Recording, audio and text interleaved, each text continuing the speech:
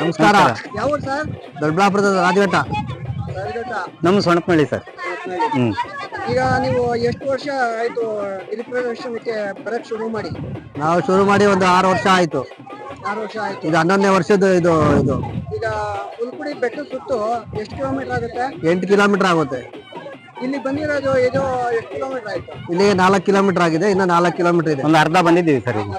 ಅರ್ಧ ಬಂದಿದ್ದೀವಿ. 8 ಕಿಲೋಮೀಟರ್ ಅಲ್ಲ ಅರ್ಧ. ಈಗ 4 ಕಿಲೋಮೀಟರ್ ನಡ್ಕೊಂಡ್ ಬಂದಿದ್ದೀರಾ, ಆಯಾಸ ಏನ್ ಅನ್ಸಿಲ್ಲ. ದೇವರ ಭಕ್ತಿ,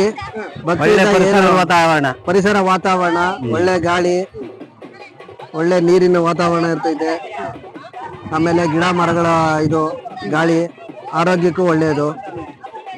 ಬಹಳ ಚೆನ್ನಾಗಿದೆ ವಾತಾವರಣ. ಜನನು ಬಹಳಷ್ಟು ಜನ ಬರ್ತಾರೆ. 15 ವರ್ಷದಿಂದ ನಾವು ಗಿರಿ ಪ್ರದಕ್ಷಿಣೆ ಆಗ್ತಾ ಇದ್ದೀವಿ. ಈ ಊರಿನ ಸುತ್ತಮುತ್ತ ಜನ ಎಲ್ಲ ಒಂದು ಸಪೋರ್ಟ್ ಕೊಡ್ತಾ ಇದ್ದಾರೆ. ನಾವು ಒಂದು ಆರೋಗ್ಯ ಭಾಗ್ಯ, ದೇವರ ಒಂದು ಕೃಪೆ ಆಶೀರ್ವಾದ ಇರೋ ಕಾರಣ ಗಿರಿ ಪ್ರದಕ್ಷಿಣೆ ಬರ್ತಾ ಇದ್ದೀವಿ ಸ್ವಾಮಿ. ಗುರುಪೂರ್ಣಿಮೆ ದಿವಸ ಒಂದು ವರ್ಷಕ್ಕೊಂದ್ಸಾರಿ ಗಿರಿ ಪ್ರದಕ್ಷಿಣೆ ಆಗ್ತಾ ಇದ್ದೀವಿ ಸ್ವಾಮಿ.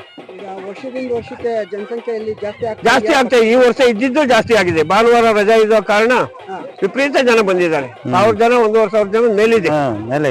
ನಮಗೆ ಸಂತೋಷ ಸ್ವಾಮಿ. ನಾವು ಪಕ್ಕದೂರ್ನವರು, ದೊಡ್ಡಬಳ್ಳಾಪುರದವರು, ನಾವಿಲ್ಲಿ ಯಾವಾಗಲೂ ಬರ್ತಾ ಇರ್ತೀವಿ. ಗಿರಿ ಪ್ರದಕ್ಷಿಣೆ ಹಾಕೋದ್ರಿಂದ ಆರೋಗ್ಯ ಭಾಗ್ಯ ಚೆನ್ನಾಗಿರುತ್ತೆ ಅಂತ ನಮ್ಮ ಒಂದು ದೇವರ ಆಶೀರ್ವಾದ ನಮ್ಮ ಮೇಲೆ ಸರ್ವರು ಎಲ್ಲರ ಮೇಲೂ ಇರ್ಲಿ ಅಂತ ನಾವು ಹೇಳ್ತಾ ಇದ್ದೀವಿ.